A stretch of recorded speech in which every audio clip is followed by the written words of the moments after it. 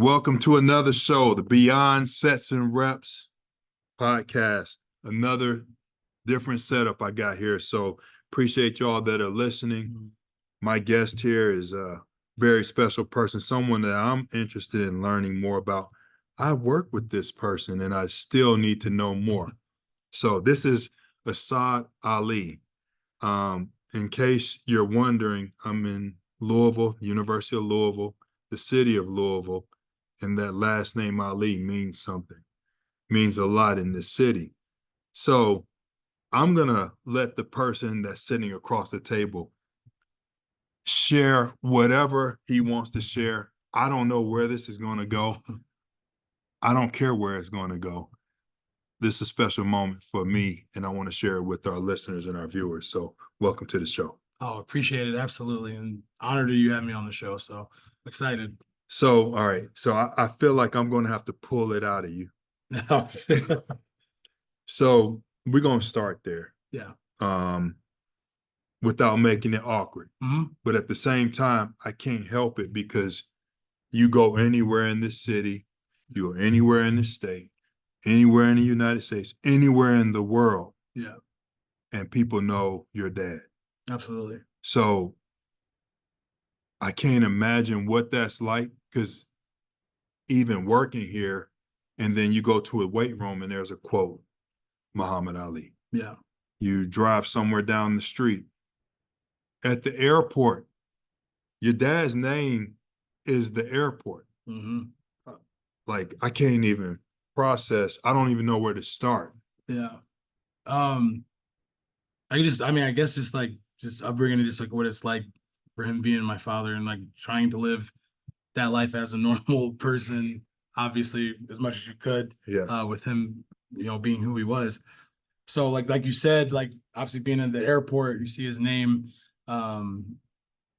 and all these quotes that go around the school and everything like that, which is also always great to see. Like when Louisville shows respect, like obviously he didn't go to the University of Louisville, but like the university recognizing like this is his home and wanting to tie into that fact. Because if you look at, I wouldn't say the majority of his career, but you look at the Foreman fight, even like the Sonny Liston, like it was an underdog. He was an underdog in those fights, an underdog mentality. And sometimes at Louisville, like we get looked at as the underdog. So like Louisville taking that underdog mentality and what he had, and knowing it doesn't matter who you're going against, like we're still gonna be who we are and do what we do and come out victorious. And that's the kind of mindset that he took. So like every time you see him here, it just makes sense that like Louisville would use him in the way they do for a lot of the stuff we do here. So did he make Louisville? Did Louisville make him? And I don't mean that in a not to be demeaning or diminishing at all. Yeah.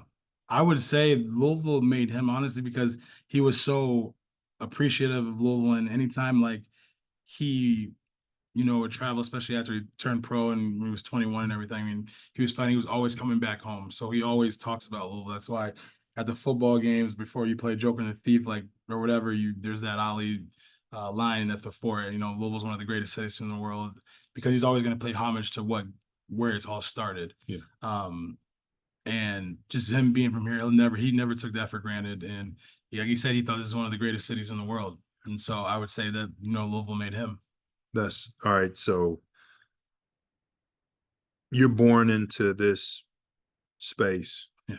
Your dad's internationally known. Your family, there's obviously exposed to the public. Yeah. Very young age. You live a life that is probably one of the most humble positions of the way you operate. Mm-hmm. I'm not really asking how you do it, because I'm guessing this is an everyday challenge. Yeah.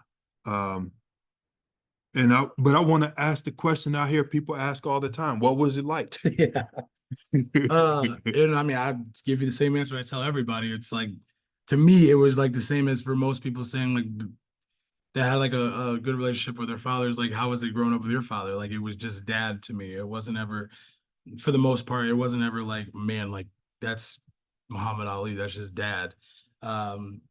And that was a good thing growing up that I had that, because now, like, being 33 and being older and mature, I can look back at all the stuff that he did, and like now it's like, whoa. And it's not that like I took it for granted or anything. I was a kid and I just wanted my dad. I didn't need a superstar or wherever you want to call him, Hall of Famer, and or the greatest of all time. So at that time, like, I'm just glad that I had that mindset growing up, that it was just dad for me.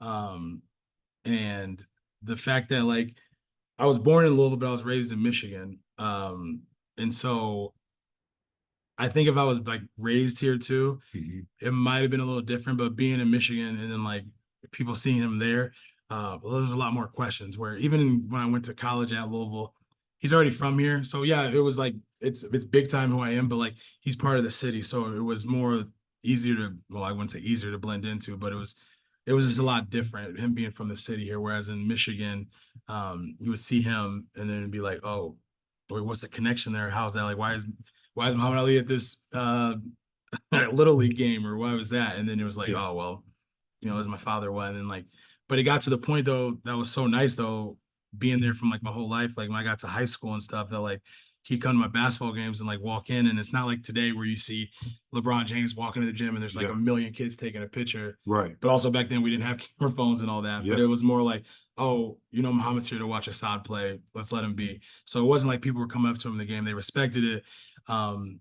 And just let him, be a father, just like the rest of the fathers there. And so that I really appreciate that about, Michigan, and growing up and doing that. It was always really nice. And then and that's where things kind of changed, because when I got to college at Louisville and playing baseball here at Louisville, they would sit, him and mom would sit in the front row there. And so like people were asking for pictures then, but it's different because they didn't grow up with him being here. Like we grew up in Michigan. So like these people seeing now Muhammad Ali's back in the city, and he's at all these U of L events like this. And before, like you might see him at Freedom Hall if like Tom George or whoever brought him out on the court, but like him just being in the stand, just being a fan like you, eating the same popcorn or drinking the same drink you are, like this is different. So like I understood um the excitement and people wanted to see him. And that was another big thing. And that's, people always ask me like, what was the biggest like uh part of like growing up with somebody like that? It was just learning at a young age that like, yes, he's my father, but like I couldn't be selfish, because like I shared this man with the world, because he was bigger. He had a bigger meaning and purpose in this world. So there wasn't any time for me to be like, no, like there's so many fans. Like I understood that like these people like all over the world wanted to see this man and what he had to say, and he touched so many people. So in a sense, like I was sharing him with the whole world, and so that just helped me growing up. So when I got to Louisville and it was like that, it was a normal day, because you go to, I mean, growing up a kid, like going to Disney World, like my dad gets like, if he got tired of walking, you sit on a bench and there's a line longer to get his autograph than it is to get on a ride, which is okay, because I can be my like, all right, well, Muhammad will sit here with the security, and like me and mom will go ride the rides or whatnot. Yeah. But it's just stuff I had to learn at a young age that really helped me mature earlier. Yeah. And understand that. So that's what I always said. It was always like he just meant so much to this whole world. Yeah. And me knowing that at a young age was, while everybody, if you go back and look at his funeral procession and how many people were there and like all that, I've been, like I said, I've shared him with the whole world my whole life. So all these people coming for this, it just made sense, because they all shared a common theme, that we love this man. Yeah. I just had him as a father, where everybody else has saw him as, a fan. So, or as a figure, public figure. Yeah. Yeah. What part of Michigan? Southwest Michigan is like, it's actually right on the border. It's called Niles, Berrien Springs, Michigan, but I went to high school in Niles. Yeah. But it's right on the border between Indiana and Michigan. So I Okay. grew up 10 minutes, 15 from Notre Dame. Yeah. Mhm. Yeah. Yeah. I'm from Michigan, so I was Oh, okay. curious. Yeah, that's interesting that and I didn't know that. Yeah. That's a fact that I was unaware of. So sharing him with the world at the same time, you have siblings, Yeah. you got a family. Mm-hmm. There wasn't the camera phones, there wasn't the everything in your face. So how much different would it be now, Insane. 20 years later? It would have been insane. I think for my sisters, I think it would have been worse. So like I have 7 sisters. And so they were all, so like they were there for like my oldest sisters were there when like during like the Liston era. Mhm. The sister that's like the Layla, the one that boxes, and her blood sister, they came along like right after Foreman. So they were there through his fighting career where he was like the most active. So you see these personalities now. You know, my father had a big personality. So Yeah. like social media would have been his thing and he would have dominated that. And so the fact that like the only time you could see him is if you caught him in person or heard him on the radio is a whole other realm of excitement to see him. Or now, I don't know, it's cool to see these people out, like to go see these people in real life now. But I think since COVID and everything, like if I can pay money to watch it on TV in my own comfort in my home, people are going to do that. Mhm. So I would have liked to see the difference now, like how big time he would have been in this situation now. Like, are people still going to pay Yeah. the prices to do that? It's the same like movies and stuff. Like, Yeah. I can stream a movie now. Why am I going to go to the theater to watch it? Like, people just like the comfort of home, and it's the comfort thing now. So it'd have been cool to see how, like, if he was really, if he's as big as I know he is, like, how would people respond to it? He would have adapted though. Yeah, All right, where did without a that doubt. come from? You talked about him being 21 and like how did he mature so fast? And what did he give you from his experience? Yeah. So the biggest like when it comes to him and how he matured and like what I've learned from him is, so obviously when he was 12, he got his bike stolen at the fair here, and a police officer, he went up to a police officer and reported it, and this police officer ran a gym, and he wanted to learn how to fight, so he found the guy, he could beat him up. And so that's how that all started with boxing. But he grew up in a Catholic family. So before he even turned to Islam or anything, he grew up in a Catholic family where his father, my grandpa, used to paint like in the churches and do like the window panes and everything. Mhm. So he grew up knowing that, and like knowing that and thinking that like the only like God or Jesus we knew was his blonde hair, blue eyed Jesus. And that was his whole like growing until he started, I want to say he might have been in his 20s, 21, and he got with Malcolm X. Mhm. And him and Malcolm X were like really, really close. And Malcolm taught him a whole different way of thinking, and with the same with the Prophet Elijah Muhammad. And you learn all this stuff, and learning that the last name Clay was a slave name and he didn't want a slave name anymore. Mhm. And he built this such a strong relationship with Islam and everything that he wanted to change his name, which my grandfather wasn't happy about. And he was like, why don't you want like my name? Right. And tell him like, well, it's a slave name and I don't want to be a slave, so I'm not doing that anymore. Um, and all the hate that he got from that changed his name from, it was Muhammad X, and then it turned to Muhammad Ali. Mhm. But that's where you see the famous picture of him. It's in Esquire magazine where he has his like kind of hands behind his back and just in his trunks, and there's like arrows going through him everywhere because he was changing. And at that time, uh, everything in the world just wasn't like, they weren't feeling that, him doing all that stuff and like you should be American. And then you gotta think him not going to the Vietnam War, and so in saying all that, like him not going to the Vietnam War, him changing his name, going against his family values, all that just taught me like to like what the kids say now, standing on business and standing on what you're doing, like, and having conviction, and like no matter what anyone else thinks, like if you believe in something, you follow through with that. And that's just having the mental at that time to do that when no one else has your back. Are you gonna stick with what you think, or are you gonna follow the crowd? And he wasn't a follower. And so just looking back, I'm like, man, that's such a powerful thing, because you didn't do it on a little scale. It wasn't like, oh, you wanted to paint something and somebody told you don't paint that. No, you were changing religion. You were not at that time in the 60s, like you weren't going to war when like that was the thing you were supposed to do. And to have the conviction to stand up there and talk about how you don't stand up for me in my own country, why am I gonna go over and kill a bunch of other brown skinned people for you when you won't even stand up for me right here in America for my own rights? And he went and won the gold medal in Rome when he was 21 and came back into Louisville proud, and again wanted to show off Louisville because he loved Louisville so much, and couldn't even go downtown and get a cheeseburger. They told him you can't eat in here. Mhm. And so Mhm. right then and there, it's like, well, why am I going to go do that and go fight for you, and when you want to fight for me? And not a lot of people will stick or go against the United States government Right. at a time. And It cost him. It cost him his belts and everything else, Hmm. and suspended for a long time from the boxing federation. And like little to no money, to the point where like they had a Muhammad Ali cheeseburger at the time. Like, he's just trying to do anything to gain money Hmm. and things like that. So, but again, he wasn't gonna change his beliefs or anything for anybody or what it would cost them. And so just having that and that confidence in yourself and your conviction in yourself to like I'm gonna stand on what I believe in is probably the biggest thing I've ever learned from him.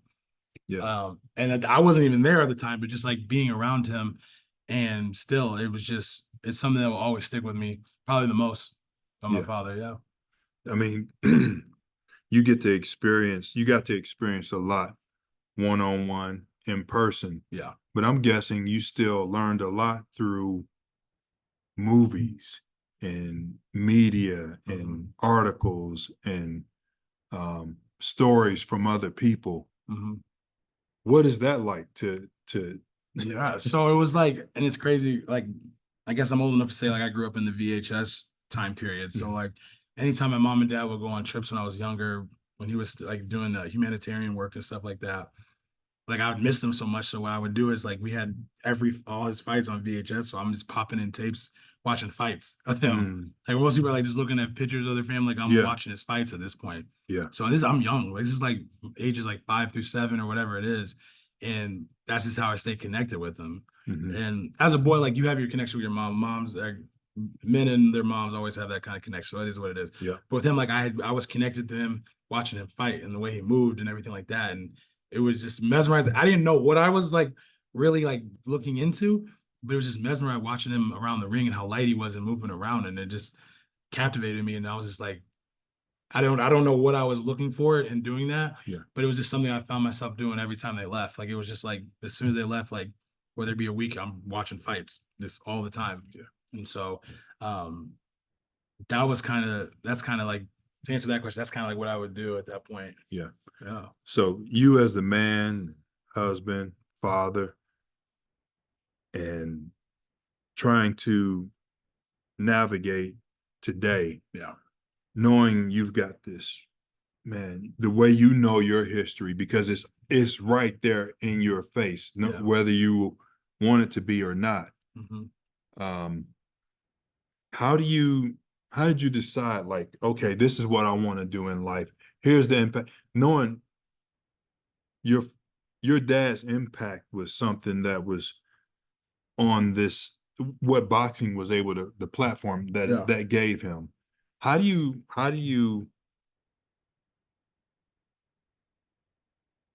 take what he built and say, my life is different. Yeah. My life is, 'cause I think that's probably one of the hardest things. Like, my life is separate. That's my dad, but this is my life. Yeah. This is what I want to do. This is how I want to raise my family. This is what I want to contribute to society. Yeah. So other than like you said, like the biggest question I always get, it was like growing up with Muhammad Ali. The second biggest question I always get is, did you ever want to box, or do you want to be a boxer? Yeah. And again, I don't know what it was about me. I just at a young age, I just saw things different, and I didn't want to follow in the footsteps. And so I remember my grandma took me to my first like baseball field when I was like 8 years old, and I fell in love with the game of baseball, and that's continued. But that was just the route I wanted to go, and I loved basketball too. But like boxing just wasn't. I didn't want to live in that shadow. Always respected it and what he did and honored it, but that wasn't my life, because I wanted to be myself, and I knew baseball was going to be my thing. And so I didn't even like, I could train boxing, and he taught me how to do the speed bag at a young age, and Mhm. to the point I can do it with my eyes closed now and just get off the rhythm of it. And Mhm. so like I always respect that, and I have that in the bag, but that's not what I wanted. That wasn't my thing. Um Now my sister obviously took that route, Mhm. but she took her own path in it Mhm. as a woman fighter, doing what she was doing, knocking people out how she was, and was like they could separate the two, but it was still every time she fought, it was still bringing it back to Yeah. him and whatnot. So that just wasn't for me. Um, but through that, I've learned like I wanted to do baseball, and then um I got to a point where okay, I was starting to get good at it, and then I got drafted by the Anaheim Angels out of high school. Mhm. but my mom was never gonna let me see that contract. But it was early in my life that I knew like, well, I love Louisville athletics because my uncle on my mom's side, big Louisville Cardinal football fan and Mhm. everything. And so like growing up watching football and basketball, like I grew up like Taekwon Dean is like my favorite Louisville basketball player of all time. And just seeing like the this mafia look of Rick Pitino and everything. And I just fell in love with the sport. Mhm. And again, there was another, and my cousin, which is I always looked up to, and he's maybe 10 years older than me. He used to always talk about Louisville and this like underdog mentality they had. It don't matter who we're playing, this, and this. Like we think we're gonna win. And you could feel that in the city. And I was like, man, I really want to come here. And so in '07, um, that '07 was my junior year of high school. Mhm. And baseball here had Chris Dominguez, which I mean, he's a big dude. And so like you just don't see those type of kids in Yeah. college. You look like a pro. And I love the way he played. And I like the Louisville, like the way they played, and they were scrappy in '07. They went to the World Series. Mhm. And I'm like, man, that's what I want to go. Like I didn't really care about many other schools. I could have went somewhere in Michigan. Um, but like that's where all friends are going. But like I wanted to play and I didn't care about any of that. Mhm. And so I got through to my senior year, everything. And I'll never forget, like my senior year of high school, I came up here for a camp in the winter, and I was in the camp, and we got to go down like by the locker rooms and everything. And I went to the bathroom in the locker room, and there was a Sharpie in there, and I remember like by the urinal, like there was like one of those tiles walls, Yeah. and on one of the little tiles, I put an X on there because I was like, I'm gonna come here and I'm gonna remember that's there Yeah. in a Sharpie. Yeah. And a year later, I was there. Hmm. But yeah, I've only visited three colleges in high school. I went to Arizona State, Louisville, and Central Michigan. Mhm. And I didn't want to go to Central, or I didn't want to go to Arizona State because the head coach came out during my visit and he had this like Ali shirt on, so I knew he was about that. Yeah. Where Coach Mack here was just like, I don't care who you are. If you're good, you'll play. If not, Mhm. and that's how I grew up. Like I Yeah. wasn't given. I had really like my mom told all my coaches like way ahead of time, he's yours. Like this is your season, he's yours. So and they would yell, scream, and that's how I was brought up coaching in that like that loud environment. So like when coaches are like soft, I don't know how to take that because like since I was 9 years old, all I knew was getting yelled at. And but I enjoyed it because I already knew at the time and was taught like if they're yelling at you, they care. If they once they stop talking to you, that's when you know you're kind of like off the, Mhm. not really in the lineup or anything. And Yeah. so that was big for me growing up. But like yeah, coming to like Louisville, like that's where I wanted to be Yeah. just because of that. And just like the obviously my dad being from here. But I didn't tell anybody that though. So like other than the head coach, no one knew really. Mhm. And it was the second semester of my freshman year. It was one of my stats teachers or something. He must have found out or something. And like the end of class, like in front of everybody's like, oh, like it's not, I didn't know, like you're Muhammad Ali's son. And like in front of the whole class. And Oh, from that moment, my second semester, like when we got into January, everything just, everything changed here. wow. Yeah. And like Mhm. I'm a freshman on a 50, we were 51 and 14 that year. Yeah. We had like 11 guys drafted, and like I would have to like leave practice because the courier came and did like a photo shoot and interview with me in there. Like in my freshman year, I'm a walk on, so I'm not playing or anything. So Right. like people are like, why is he getting this? And that's not my style to even like Right. be out in the public like that. And Yeah. so it was tough dealing with that a little bit. And like baseball's their like annual leadoff dinner, and so like we're walking in as athletes and the news and everything asking about so and so Muhammad Ali here and everything, and I'll just never forget my answer my freshman. I was like, "Yeah, he's here to support me, but tonight's not about him or anything. It's about the Louisville baseball team and it's about the Louisville program, and that's what we're here for." And so like I think it took some of those people's like breath away or like kind of like took them back because they didn't think I would have that type of answer. Yeah. That's just how I am. It's my team and everything over me. Um, and so that's just kind of how I grew up. But sorry, and that's a run around to everything That you're was asking me. great. That was great. Yeah. But anywho, to get to this point, I played baseball here, uh, left out my junior year. And I was a scout for the White Sox for a year and a half, too. I was their West Coast scout out in Arizona. So I covered like Phoenix, Scottsdale, Tucson, all that. This is at 22 years old. Yeah. And I'm with these scouts that are like old men. So like this is a 7 day a week job. Mhm. I did that for a year and a half. And then like I really wanted to get into coaching. And so I moved to Iowa. And with one, like my summer ball coach, like my sophomore year, was coaching had a college out there he was coaching. And I was like, hey, I want to come coach. And he was like, I'll let you know there's not really much here at all. And this is a part of Iowa. I'm like, I don't care. I just want to like, I want to help. I want to get back into like helping kids play the game. Mm-hmm. And so I coached at a junior college out there for 3 years. And I came back here in 17 for the ACC tournament for baseball. We were hosting it at the Slugger Field. And Tom Jurich, actually the AD at the time, and me and his kids, Haley and Lacey, I played baseball and they played field hockey here. So Okay. I grew up knowing them a little bit. Yeah. He asked me, what are you doing he asked me, what are you doing now? I was like, man, I'm coaching baseball. Like I was about to go into my 4th year. Like I had a really nice like recruiting class come in. And he just straight up told me, he was like, no, you're not. You're going to come work for me.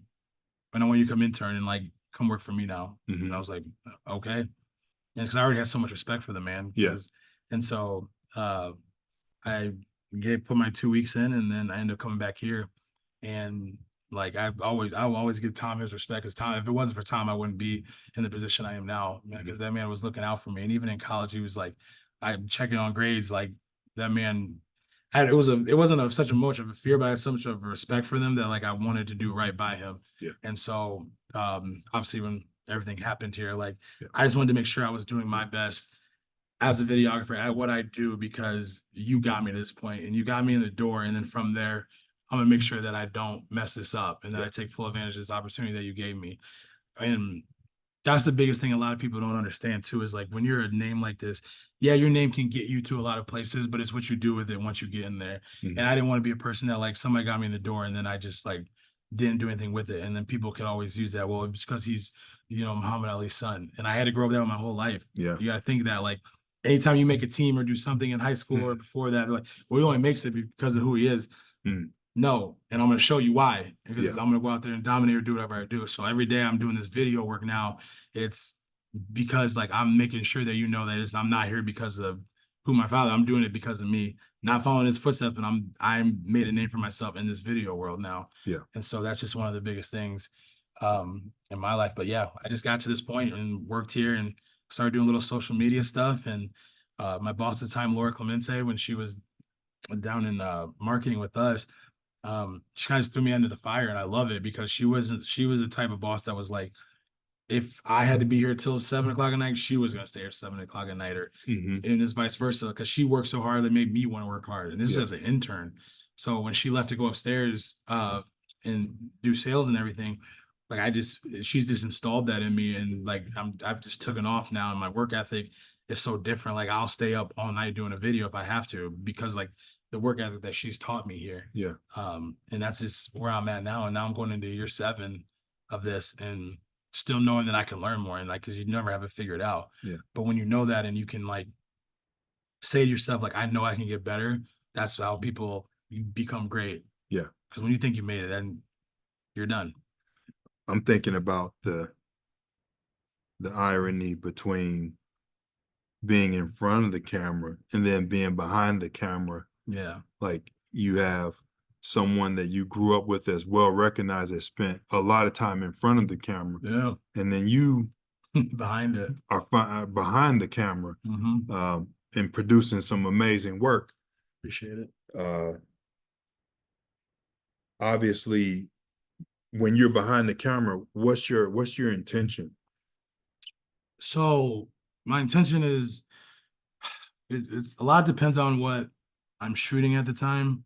But I've watched a lot of great directors, like you look at the Spike Lees of the world, um, uh, Michael Bay, Michael Mann, Tarantino, all those people. And like I go back and I watch documentaries or watch behind the scenes stuff, like how they're approaching everything. And it's really having an eye for what you're doing. And I think Denzel said it best, is they asked Denzel when he did what movie was it? Fences. And they said, well, how come this director did it? Don't you think that Spielberg or somebody else could have did it? The difference is yeah, Spielberg could have directed Fences, and the director of Fences could have did Star Wars or whatever. But the difference is and he said the difference is like in the morning as a Black person, Sunday morning you're getting your best outfit in for church, or the smell of a hot comb going through your hair. Only certain people that have been in that position know what that's like. So the way you film it is off experiences. Now Spielberg could have did the movie great, but the way that director shot Fences is because they've been in that. He knows the Black family and how that grew up like that. Mm-hmm. And so things like that. I'm good at what I do because I am an athlete. I know these things. Somebody off the street easily can come shoot and do what I do. Mm-hmm. But getting the raw emotion and knowing the times of when to get this or be in that position is from being an athlete. I know, let me see a sport like volleyball. I know now that just from being around them so much, but being an athlete myself, in a moment of like when it's like tight and like that, I know what kind of emotion people are gonna, or like if you're down when you're supposed to be up and you're going to a timeout, I know what's going to be, how that timeout's going to go and what the look's going to be like, or the celebration, or how the coach reacts to different things. Because I've been in these situations before through my own sport. And then when I shoot baseball, that's just second nature because I know the sport. So I know that, I know if this ball goes in the gap, this person's doing this, or I know in a 2-1 count, there's probably going to be an off speed. Well, I need to be on the guy at first base because he's in an off speed count. We have a good runner. He's probably going to steal right there, where most people aren't looking at that. Right. If you haven't played it. And so knowing the sport helps you in this job. Now we have great videographers that never play the sport, but they're just good videographers because they've done this line of work before.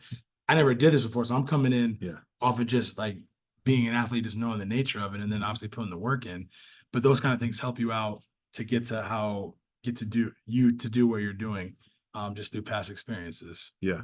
So I love that. So because I'm always trying to help out the former athletes or the current student athletes to see what is a path forward. All right. Because say you want to be a pro, but you're going to be a pro at something. You might not be a pro at continuing to play your sport, but you can be a pro around your sport. And I love the fact that you use your experiences to help you with your current passion, producing great content in athletics and in sports. So for the athletes that are out there, just break down that process of how you were an athlete, that preparation, and how you take that into your current profession. Oh yeah, that's big time. And I think that's the toughest part of my job now, is because I travel with these teams and I go different places, or I'm here with them too.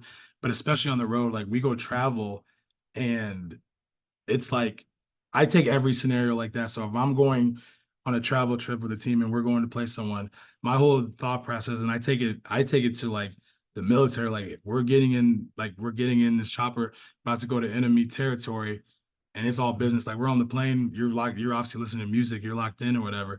And we get there. Like my main mindset as myself is, once these girls win this game, or once my boys win this game, whatever team I'm with, I'm going to make a video that is going to shame their videographer as much as possible.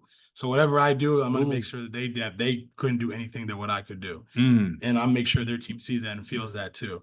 So, and that's my whole thing. Because as an athlete, that's one of the toughest things, like when you're an athlete and then you get out of sports, like trying to figure out like, man, how do I keep that competitive edge? Like, how do I do this? And you can find it in different ways, man. Even to the point, like I have 2 kids and one's 3, one's 1 years old. I'm seeing how fast I can change a diaper. I did that poopy diaper that good. How do I get better at it next time? And so I'm like, because I need that competitive edge in my life all the time. Yeah. And that's really why I golf so much now, is because like I need something to get ready for. And I'm playing in tournaments. So like I have prep for that the way I did as an athlete. I got a tournament in 20-something days. So like I'm hitting the range for 2-3 hours, doing all this different stuff. And not just to play, but I'm taking as I'm preparing for this tournament. Does it mean much? No, but to me, that's what I want to do, because I don't want to lose that edge ever. Yeah. And so I take all that in consideration. But like, yeah, every time we step into, we go to somewhere or whatever, and we walk in the arena or whatnot, like I catch myself mean mugging sometimes because I'm not even playing. And it's just, but like, that's my edge. Yeah. And so like, I don't go talk to the other video. And a lot of people like to share like, hey, how you doing? This and that. Like, oh, what kind of stuff you're using? Like, no, like I'm here. I'm against you. Like, we're in here now. Like if we were outside of that, like I catch you out at dinner and I see you, cool. But when we're in the arena and we're ready to go, it's gladiator time. It's us versus you, and I want nothing to do with you. And that's what I'm gonna do all the way until we get on the plane and we leave. Like you're done. And so that's my favorite part about it. And it gets tough because I wake up in the morning, especially in a hotel, and I'm like, man, it's game day, and I gotta like, damn, I'm not playing. I'm just here with them. Right. So in my first couple years, that hit me really hard, and I hated that. And especially even as a coach, it was even worse as a coach because I couldn't do anything. I could tell you everything. I can lead you to water, but I can't make you drink it type thing. And so like that used to always hurt me. So that's when I really had to take this mindset, like, no, like I'm really here for my job and doing what I do, and I'm gonna do it to the better than anybody. Yeah. And like we're playing Kentucky or whoever it is, like I'm going to embarrass you with how much better my video could be than anything you could ever produce. And so, and then like you'll see little innuendos in my videos and stuff like that. And there's videographers I know that have done stuff before. And so and then we play them in the rematch and we win. And so it's like, well, here's this, and I'm telling you it's better. Yeah. Because I want your team to look at like, why don't you make videos like Louisville does? Right. And things like that. And I want all our recruits to see that. I want them to come here because like, man, like, oh man, this is how they're taking care of their athletes. Like, yeah. And it's building relationships too.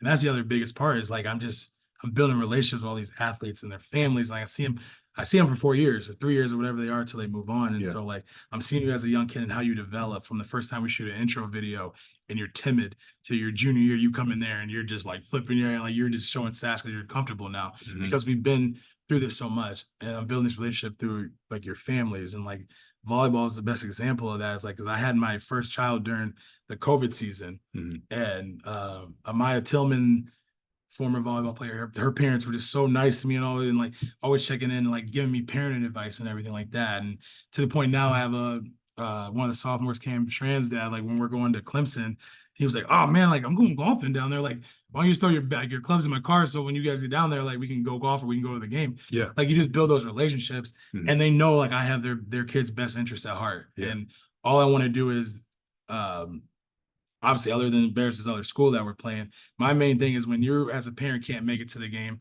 I want to give you a look that like you were there or that you feel proud of your child. Right. And that because you like a lot of the aunts and uncles or grandparents can't make it. Yeah. Well, I'm gonna make it so that you feel like you were there and that you don't miss anything. Right. And so like one of the biggest compliments is like when a family comes up to me and is like, man, I really like that and what you did for my daughter and for my son. And I'm like, I didn't do much.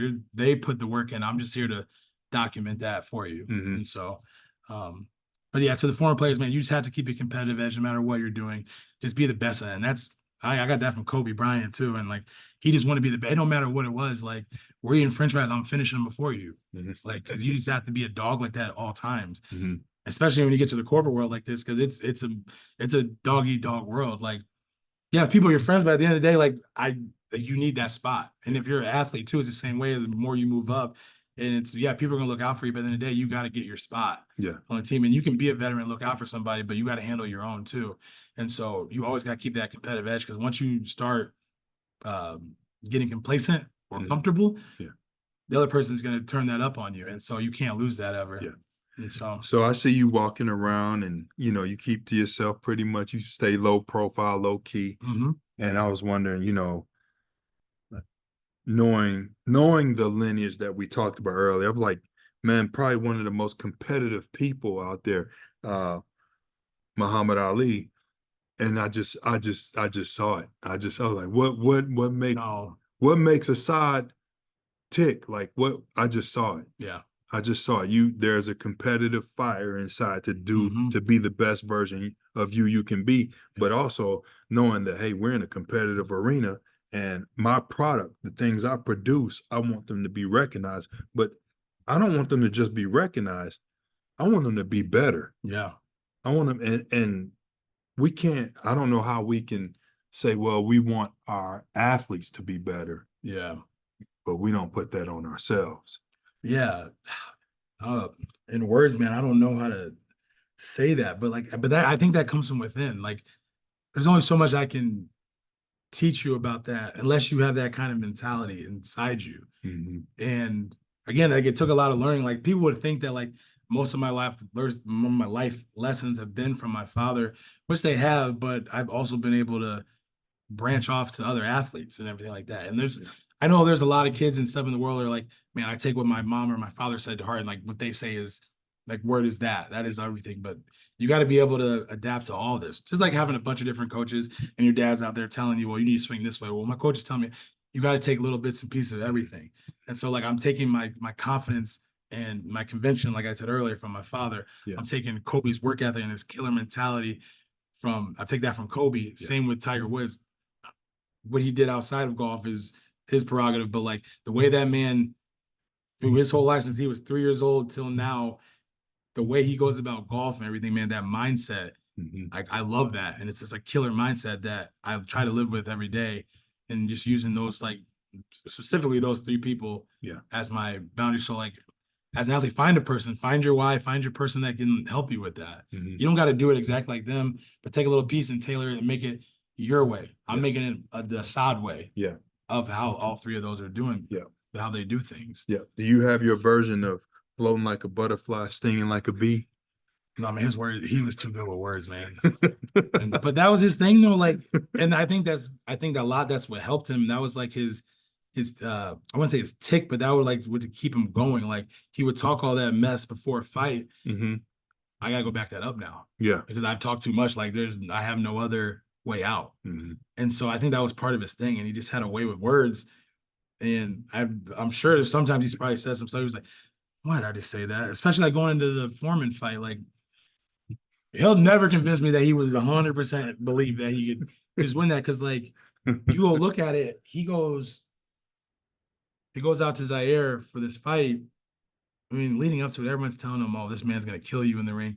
And mind you, Foreman at the time was putting dents in punching bags. Like when he's done with them, the bag was like dented in. And that's sand and like whatever else they put in it. Yeah. And so like this, like he hits you in the kidney, you're done.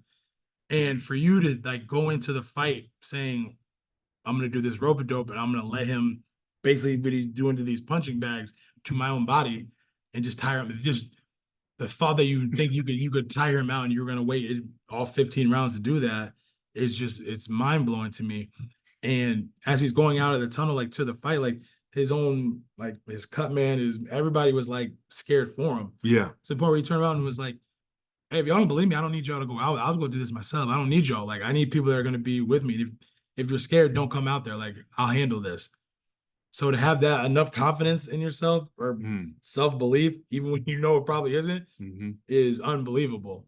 And so that's just crazy to me when I always look back at that with him with that. So yeah, it's wild. Well, we're gonna wrap this up. What did we not cover that we man, I don't know. Like if you just talk to like I guess the athletes and the student athletes, it's just it's just about believing in yourself and finding that competitive tick that makes you keep going. And like the biggest thing is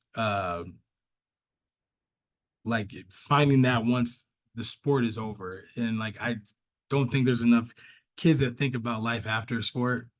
And like and we're young, so we think we're gonna do this forever, especially if like you're good at it. But you gotta forget there's a million people in this world doing the same thing you were doing and maybe working harder. So it might not work out for you, but like how you gotta start putting yourself in a position early to be successful afterwards. And you don't have to figure it out. I'm not saying you get to your senior year, man, okay, I need to get in the real world and find a job. You have time to figure it out. And that's the biggest thing. And also managing your money and thinking like, and these kids, and like, I will say this for sure, whatever you think is cool now is not cool when you're 30, 40. You think spending money on, like, people think spending money on fancy cars, chains, necklaces, going out to the clubs and all that, that's not a flex. Like, getting older, getting a suite at Derby or doing something big or going to a big trip with your family and being able to finance a trip to Monaco or something big like that, that's the flex. That's the big time. But you spend all your money early in life because you thought that was cool because you saw the boys or you saw the girls that, oh, that's going to show them.